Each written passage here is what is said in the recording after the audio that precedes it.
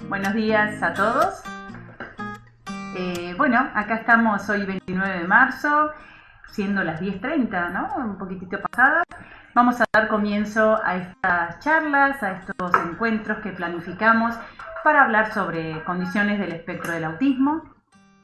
Quiero contarles que yo soy Laura Craño, soy licenciada en fonoaudiología y junto a mi compañera Lucía Buján, pediatra del desarrollo, estamos formando parte del programa ProAtea de la región sanitaria 1, dependiente del Ministerio de Salud de la provincia de Buenos Aires. ProAtea significa Programa de Orientación y Abordaje para Trastornos del Espectro del Autismo. Bueno, en estas charlas y encuentros lo van a poder ver a partir del canal de YouTube y a partir de el aula virtual de la región sanitaria 1. Para ingresar es aularegion1.com y ahí entran directamente a la página del aula. Muchos de ustedes ya están inscritos, así que lo están viendo en este momento en vivo, y quienes necesiten, requieran hacer un comentario o alguna pregunta, pueden hacerlo a través del chat, y aquellos que están viendo o lo van a ver, perdón, en diferido en otro momento, que no están en vivo, pueden hacer las preguntas y dejarlas en los comentarios de la parte del canal de YouTube. Bueno, queríamos empezar. Estamos en víspera del 2 de abril y el 2 de abril se celebra, se conmemora el Día Internacional de la concientización del autismo. Esto fue declarado en el año 2007 por la Asamblea General de las Naciones Unidas, y es un día en el que nos disponemos a hablar de autismo, nos disponemos a conocernos, nos disponemos a conversar, a actualizarnos, a aprender y de alguna manera empezar a que todos tomemos conciencia de qué significa esto de las condiciones del espectro del autismo y hagamos prevención y podamos trabajar. Bueno, creo que estamos listos para empezar y preparamos una especie de diapositivas, como una presentación con diapositivas, como para que esto sea un poco más ameno y no tengan que estar viéndome en mi cara todo el tiempo. Así que, bueno, cuando quieran, comenzamos. Bien. Lo que vamos a hablar justamente es esto que estamos viendo en pantalla en este momento, son las condiciones del espectro del autismo. ¿Y qué es lo que nosotros conocemos? Conocemos diferentes nombres, ¿sí? Como TEA, trastorno del espectro del autismo, autismo, síndrome del autismo, TGD, trastorno generalizado del desarrollo, Asperger, síndrome de Asperger. Son varias palabras que todas representan lo mismo, ¿sí? Lo que sucede es que fueron cambiando estos diagnósticos a partir de los cambios que se fueron produciendo en el DSM, que es el manual de psiquiatría que categoriza y caracteriza los diagnósticos. Entonces, en un momento era TGD, después fue autismo, a partir del 2015 ya es trastorno de espectro del autismo, y hoy lo que queremos un poco empezar a charlar y empezar a reflexionar entre todos es empezar a pensar en condiciones del espectro del autismo. Cuando hablamos de condiciones del espectro del autismo, nos referimos a características que afectan al desarrollo temprano, lo que va a traer consecuencias en las áreas de comunicación, en la interacción social, la conducta y el procesamiento sensorial. Queremos englobar de alguna manera todos estos diagnósticos o palabras que conocemos y que escuchamos en lo que se llama condiciones del espectro del autismo. ¿Por qué decimos espectro? Porque las personas con esta condición presentan cuadros clínicos heterogéneos, tanto en el nivel de apoyo que necesitan, ¿sí? Hay algunas personas que necesitan mucho más apoyos para poder presentarse en sociedad y para poder funcionar y para poder desarrollarse, y hay otras personas que presentan muchos menos apoyos. En el nivel de lenguaje pasa lo mismo. Hay personas que no desarrollan un lenguaje verbal, así como hay otras personas que desarrollan un lenguaje verbal como de profesor, ¿no? Como un lenguaje verbal enciclopédico. A nivel cognitivo también sucede lo mismo. Tenemos dentro del espectro, ¿sí?, tan heterogéneo, algunas personas o algunos niños que tienen un desarrollo cognitivo menor y otros que tienen incluso un desarrollo intelectual mayor y a veces superior a la media. Lo mismo ocurre con el perfil sensorial, con el patrón de inicio de los síntomas, los especificadores, las características psicológicas y biológicas propias de cada individuo y también relacionado con los problemas médicos concomitantes. Entonces, hablamos de espectro del autismo, ¿sí? Son cuadros clínicos muy heterogéneos.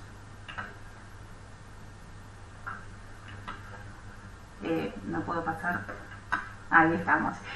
Bien, yo estoy hablando con ustedes y a la vez estoy hablando con mi asistente técnico.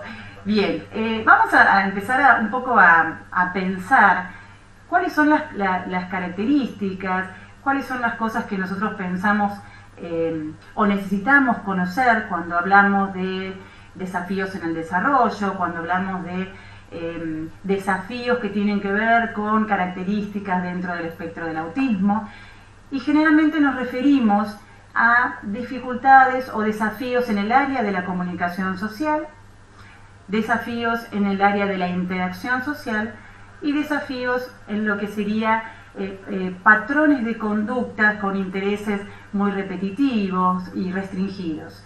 Vamos a hablar un poquito de cada una de estas tres dimensiones que acabo de mencionar. En cuanto al área de la comunicación social, lo que observamos es que son niños o son personas que generalmente no presentan lo que conocemos como sonrisa social, ¿sí? Esto de acercarse a uno, mirar a una persona, mirar a un otro y sonreír socialmente. No hay intercambios de sonidos, de sonrisas o de gestos faciales cuando uno mira hacia otra persona. A veces son personas que no responden a su nombre, ¿sí? Y uno de los diagnósticos diferenciales que nosotros hacemos siempre es que no presenten una hipoacusia o una dificultad auditiva, porque a veces parece que nos estamos encontrando con personas que tienen dificultades auditivas, que no oyen, y en realidad no es que no oyen, porque otros sonidos sí lo escuchan. Lo que sucede es que no responden a su nombre. A veces parecen oír, ¿sí?, que tiene que ver con esto que les acabo de mencionar, y a veces parece que no, ¿sí? Hay sonidos, hay ruidos que escuchan, música, por ejemplo, también, que pueden escuchar y de golpe no responden a la voz humana o no responden a su nombre. Otras características también puede ser la ausencia de la atención conjunta. La atención conjunta tiene que ver con una tríada que se da en el desarrollo de los niños a temprana edad, alrededor de los 12 y los 18 meses, donde el niño y un adulto o un interlocutor, ¿sí?, otra persona, comparten un objeto o una situación o un evento en particular. Entonces, este compartir socialmente es lo que nosotros conocemos como atención conjunta. A veces sucede que no miran hacia donde otros pueden señalar, o hay dificultad para dirigir la mirada en la misma dirección en que mira otra persona. No interactúan con gestos, como el gesto de señalar, como alcanzar objetos, mostrar, saludar con la mano, soplar, ¿sí? Es muy característico esto de no observar la presencia de gestos. Esto es algo que nos tiene que alarmar. Ahora en las próximas diapositivas vamos a ver los signos de alarma. Niños que no dicen palabras, ¿sí?, que a partir de los 18 meses, 20 meses, que ya deberían estar comunicándose con palabras, vemos que no las dicen. No intentan comunicarse de otra manera, no pueden decir algo que quieren, no intentan comunicarlo de otra manera a través de gestos, a través de señalamientos.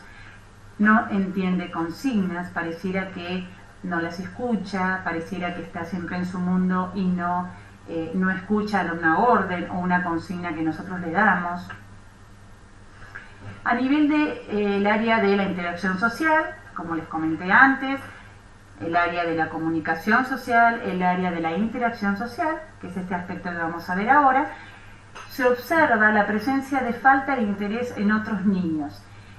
Y esto es importante porque naturalmente los niños, cuando van a una plaza, cuando van al supermercado, cuando están en la calle, naturalmente, si pasan otros niños, los miran, ¿sí? Se miran entre sí naturalmente. Esto es parte del desarrollo, esto se da de una manera espontánea. Esto nos tiene que llamar la atención si vemos que no sucede, ¿sí? La falta de imitación. La mayoría de los niños empiezan a temprana edad a imitar lo que hace la mamá, a imitar lo que hace el papá, ya sea cocinar, ya sea trabajar con herramientas, un gesto, una morisqueta. Esta falta de imitación también nos tiene que llamar la atención. La ausencia de juego funcional o simbólico, por ejemplo, el dar de comer a muñecos, el bañar a los muñecos, el vestir a los muñecos. Estos también sucede o podemos encontrar intereses restringidos, niños que se focalizan o personas que se focalizan en un objeto, en un evento en particular, en un interés, en un objeto inusual, en una parte de un objeto, pero se interesan de una manera muy restringida. Niños que prefieren estar solos o personas que prefieren estar solos a estar en grupo o a permanecer en el grupo con otros amigos o con otras personas. Se establece poco contacto visual. A esto me refiero poco contacto visual comunicativo, ¿sí? No es que no miran, ¿sí? No es que son personas que en general no miran a otras personas. Nos referimos específicamente al contacto visual comunicativo. Esto de hablar con alguien y mirarlo a los ojos, ¿sí? O querer comunicarme con alguien y mirarlo a los ojos. Parecen estar en su mundo, parece como que juegan solos o por momentos se quedan mirando algo y parece que no responden y parece que no están como centrados en alguna característica o en algún objeto o en algo y no sabemos qué es. Entonces da la sensación de que estuvieran en su mundo, como que no prestan atención al resto de lo que está sucediendo. Y en cuanto a lo conductual, vuelvo a mencionarle, habíamos hablado de la parte de comunicación social, digamos las características, ¿sí? La famosa tríada, cuando uno habla de trastornos de espectro del autismo, de condiciones del espectro del autismo, tienen que ver con el área dificultades o desafíos en el área de la sociocomunicación, dificultades en el área conductual y dificultades en la interacción social. Ya hablamos de la comunicación, hablamos de la interacción social y ahora vamos a ver en el área conductual.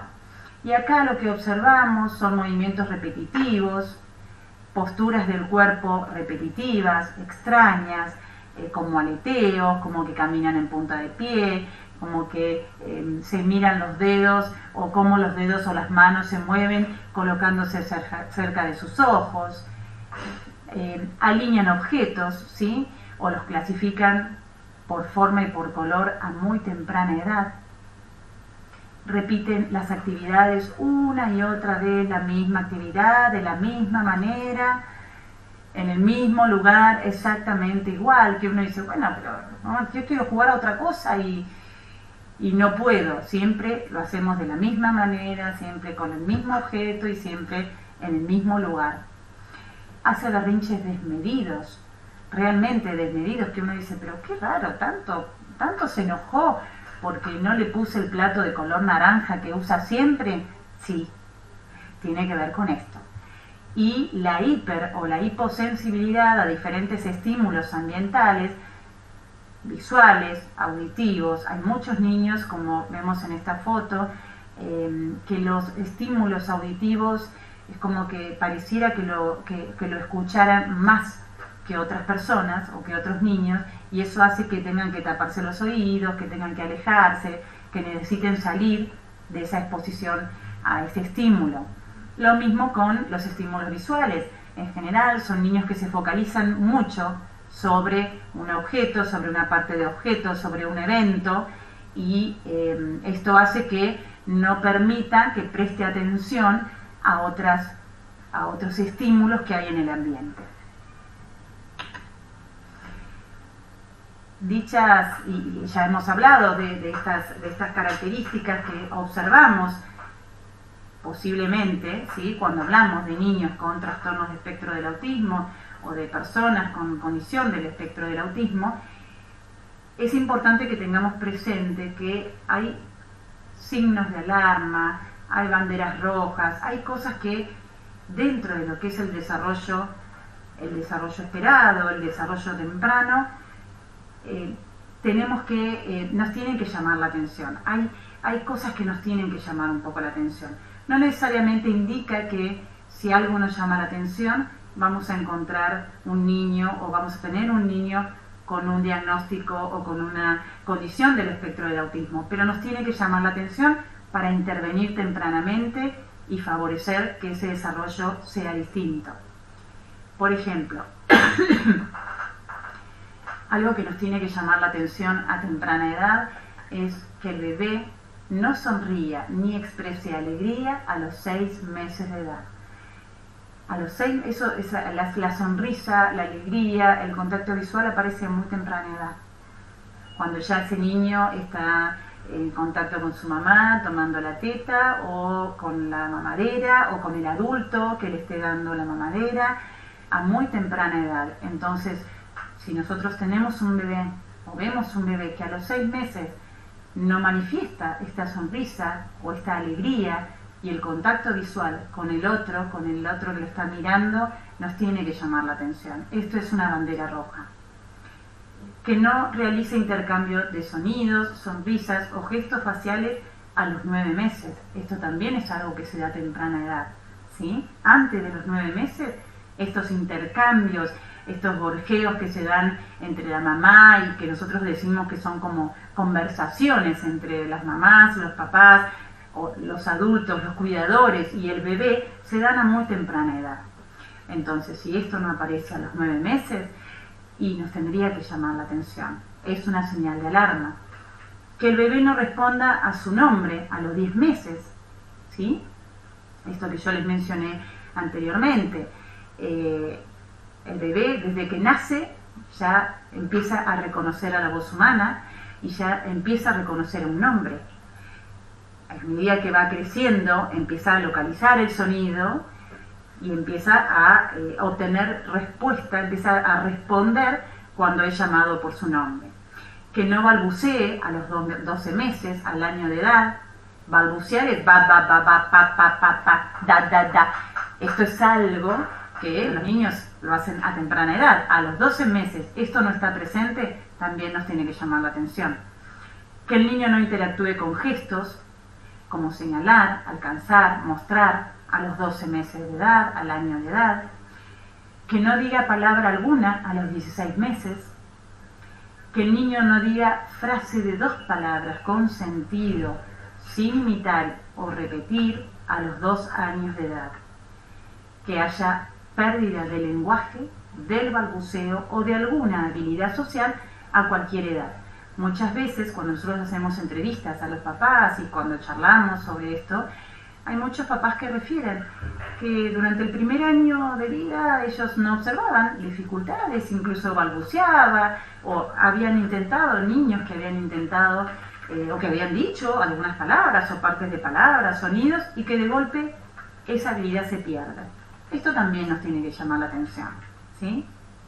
Entonces, ¿por qué es importante conocer esto? Porque esto nos va a ayudar a poder diagnosticar o poder hablar tempranamente de cómo ayudar y favorecer el desarrollo de un niño. Por otro lado, digamos, ya hemos hablado de un poco de las características, de las señales de alarma, estamos hablando del desarrollo temprano, estamos hablando de los primeros 2 años de vida de un niño. Y algo que nos llama mucho la atención es esto que vemos acá en pantalla, y que es la prevalencia que ha aumentado muchísimo. Estos datos que están acá son datos aportados por el CDC, por el Centro de Diagnóstico de Estados Unidos, que corresponde a determinados lugares de Estados Unidos, y nos tiene que llamar la atención, ¿no? Fíjense, como dice en pantalla, en el año 1970 era 1 en 10.000, y en el año 2014 tenemos 1 en 68. Algo está pasando. Probablemente, y es la pregunta del millón, ¿a qué se debe esto? Uno empieza a preguntarse, ¿no? Probablemente se deba a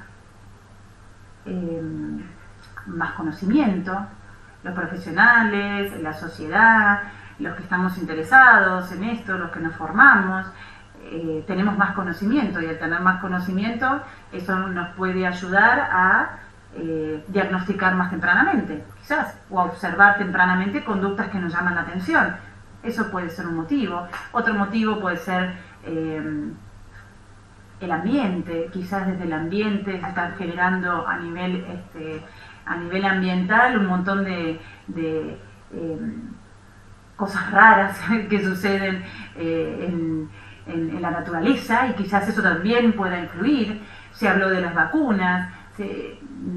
No se sabe muy bien exactamente cuál es el motivo. Probablemente sea un poquito de cada una de estas cosas que estuvimos hablando.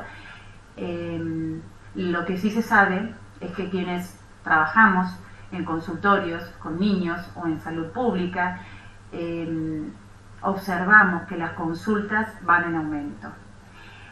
¿Por qué nos manejamos con estos números que no son Argentina, no son nuestros y no son de Latinoamérica? En realidad, bien sabemos que las cuestiones de investigación en Latinoamérica y en la Argentina, bueno, están bastante descuidadas, y también influye en estas cuestiones, específicamente en las condiciones del espectro del autismo. Por lo tanto, no tenemos acceso y posibilidades de hacer investigaciones como si están haciendo en Estados Unidos o en otros países de Europa también. Hoy la prevalencia a nivel mundial es 1 en 100. Es mucho, ¿sí? Entonces, esto nos habla de que algo tenemos que hacer. Por otro lado, nos preguntamos muchas veces cuál es un poco la causa de esto, ¿no? ¿Qué es lo que genera las condiciones del espectro del autismo? ¿Qué es lo que genera lo que conocemos como trastorno del espectro del autismo? Se sabe que hay una predisposición genética, ¿sí? Y hay insultos del ambiente que intervienen y que actúan sobre esa predisposición genética, dando estas características, ¿sí? Esta condición del espectro del autismo. No hay una causa única. Hoy la causa que más está tomando, digamos, que viene como más fuerte, tiene que ver con la predisposición genética. Pero no están, hay algunos estudios de algunos genes que están apareciendo, pero son estudios todavía muy chicos en población, entonces realmente no es como algo universal. Pero sí se sabe que hay una predisposición genética y que hay insultos del ambiente que intervienen directamente en esa predisposición genética, en los genes, y generan estas características, esta condición del espectro del autismo. Hoy se sabe que es neurobiológico, ¿sí? Hace muchos años atrás había una mirada, ¿sí?, del autismo que tenía que ver con culpabilizar a las madres, que tenía que ver con la crianza de madres que se las llamó madres heladeras o madres frías. Hoy se sabe que eso no es la causa. Creo que eso ya es un conocimiento y un avance científico que nos ayuda mucho más a poder continuar en esto, ¿no? En esto de buscar causa y en esto de ayudar y de hablar sobre qué pasa y qué tenemos que hacer. Entonces nos preguntamos ¿qué es lo que tenemos que hacer? En primer lugar, yo creo que lo que tenemos que hacer es conocer el desarrollo temprano, ¿sí? Nosotros tenemos que conocer cómo es el desarrollo de un niño, ¿sí? En cuanto a las habilidades que aparecen, en cuanto a las conductas, en la comunicación, en la interacción social. O sea, lo primero que tenemos que conocer es el desarrollo temprano. Y luego, ¿qué es lo que tenemos que hacer? Y creo que este es un punto clave un poco de esta charla y bueno, y de esto, de hablar más de autismo. Tenemos que pesquisar el desarrollo de los niños. ¿Qué significa una pesquisa? ¿Qué significa el screening? El objetivo de una pesquisa es identificar tempranamente niños que tienen características atípicas en el desarrollo. Hay algo en el desarrollo de ese niño que indicaría que no está del todo bien. Hay habilidades que no están apareciendo y estaría bueno que aparezcan, ¿sí? Y si no aparecen, tendríamos que ver por qué no están apareciendo. Un concepto importante de la pesquisa es que no hace diagnóstico. La pesquisa confirma una sospecha y esto es importante porque a veces hacemos una pesquisa y ya nos adelantamos o nos apuramos a decir este niño tiene un autismo o este niño tiene una condición del espectro, este niño tiene un trastorno del espectro del autismo y en realidad la pesquisa que se hace en población general, ¿sí? Se le hace a todos los niños de determinada edad. Ahora vamos a hablar específicamente de una pesquisa que les quiero mencionar. Genera o confirma una sospecha, no un diagnóstico, ¿sí? La sospecha de que algo en el desarrollo de ese niño no está bien. Entonces, identificar qué es lo que nos permite la pesquisa del desarrollo, identificar que algo puede no estar bien en ese desarrollo temprano, identificar en una población de determinada edad niños con desafíos inaparentes en el desarrollo que quizás no fueron advertidos. Es una herramienta muy simple, es una herramienta muy fácil de administrar, no demanda tiempo y es económicamente accesible.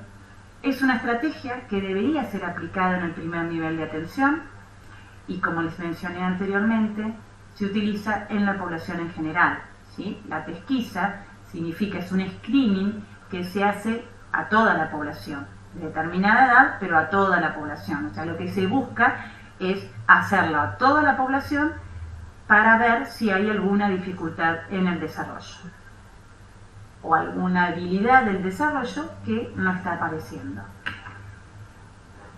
Las herramientas de pesquisa que podemos nombrar o que son las más conocidas, por lo menos acá en la Argentina, que son las que más se utilizan, son la PRUNAPE, del Dr. Lejarraga, el CAT-CLAMS, el MCHAT-RF, que es el que vamos a explicar en breve, el ASQ y el QCHAT. El MCHAT-RF es una modificación que se le hizo al MCHAT, que fue creado por Baron Cohen. Y este MCHAT tiene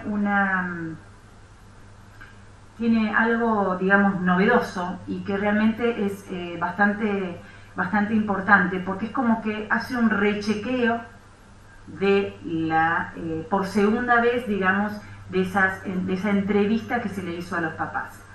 El MCHAT es una entrevista, ¿sí?, de 20 preguntas, un cuestionario de 20 preguntas. Es autoadministrado, es decir, se le entrega a los padres y los padres completan por sí o por no la respuesta. Son preguntas muy sencillas. Por ejemplo, ¿usted pensó alguna vez que su hijo era sordo? ¿Sí o no? ¿Sí? Si usted entra a una habitación y le llama la atención a su hijo se da vuelta, ¿sí o no? Son preguntas relativamente sencillas. Son autoadministradas por los papás lo completan y luego se lo entregan al profesional, en este caso, que se le haya entregado la encuesta. Cuando el profesional mira esa encuesta, el profesional o la persona encargada de hacer esta encuesta mira y empieza a observar, tiene un puntaje las preguntas en las cuales la respuesta quizás no es la esperada, se pueden volver a preguntar. Por eso es una herramienta de pesquisa en 2 etapas, como menciona esta diapositiva. Una primera etapa donde los papás hacen sus propias respuestas, ellos solos. Y una segunda etapa donde uno le va a hacer a los papás, con una explicación más detallada, la pregunta en la cual estábamos en dudas o pareciera que hay una habilidad que no está incorporada en ese niño. Es una herramienta que evalúa un riesgo de trastorno de espectro del autismo, y lo novedoso es que se realiza en deambuladores entre 16 y 30 meses de edad. O sea que estamos hablando de niños menores a 1 año y medio. ¿Sí? Estamos hablando de que podemos ganar tiempo, no para un diagnóstico solamente, sino ganamos tiempo porque cuanto antes sabemos, siempre, y lo sabemos muy bien quienes trabajamos en el desarrollo con niños, cuanto antes sabemos si hay algo que podemos ayudar, que podemos trabajar, que podemos estimular, siempre el pronóstico va a ser distinto, siempre va a ser mejor. Entonces, esta herramienta que se establece a los niños entre 16 y 30 meses, me parece que nosotros acá en la región sanitaria la usamos y queremos que esto empiece a conocerse un poco más, porque realmente nos da una información muy importante a la hora de hacer prevención. En la diapo, ahí abajo ven una página que es donde pueden descargar este MChat RF completo, con toda la explicación y las preguntas y demás, como para que ustedes tengan más conocimiento sobre esto y lo puedan empezar a administrar también. Entonces, si vemos que hay alguna sospecha de algo raro en el desarrollo de este niño está pasando, se impone hacer algo, ¿sí? Si hay una sospecha, si hay algo que nos dice que este niño tiene un desarrollo atípico o tiene un desarrollo raro, algo está pasando en el desarrollo de ese niño, algo tenemos que hacer. ¿Qué es lo que tenemos que hacer o qué es lo que podemos hacer?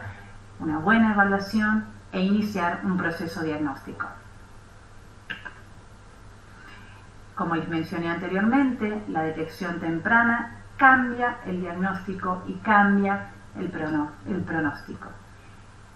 Generalmente hablamos de vigilancia. Estos son un poco los 3 pasos que se hacen previamente al diagnóstico. La vigilancia, que es la que realiza el pediatra, ¿sí? La Asociación Americana de Pediatría estableció que a los 6, a los 9 y a los 24 meses los pediatras deben en sus consultas indagar sobre el desarrollo de los niños a sus mamás para ver cómo está, vigilar y para ver cómo está ese desarrollo de los niños. En el caso que en la vigilancia se observe que hay algo en el desarrollo, ¿sí?, que por ahí nos está llamando la atención, se puede implementar la pesquisa, ¿sí? El otro paso que sigue es la pesquisa del desarrollo, por ejemplo el MChat, como les mencioné anteriormente, y en el caso que la pesquisa dé positiva, ¿sí?, que hay algo en ese desarrollo que no está bien, sí se impone hacer una evaluación diagnóstica. ¿Para qué hacemos la evaluación diagnóstica? Para tener un diagnóstico temprano. Y el trabajo de diagnóstico y seguimiento es un trabajo en equipo, es un trabajo interdisciplinario, donde profesionales de distintas áreas del desarrollo aportan su saber específico para poder evaluar y tratar a cada niño en particular con amplitud teórica. Bueno, hasta acá está este primer encuentro. La idea es ir renovando un poco el material que ustedes van a ver en el aula virtual. los links también que se están subiendo, y estos videos que van a quedar grabados en el canal de YouTube de la región sanitaria, como ya les mencioné anteriormente. Estamos encontrándonos en el próximo mes, el día 12 de abril, el viernes 12 de abril, a las 10:30, como hoy, unos minutitos después, como para darle margen a todos.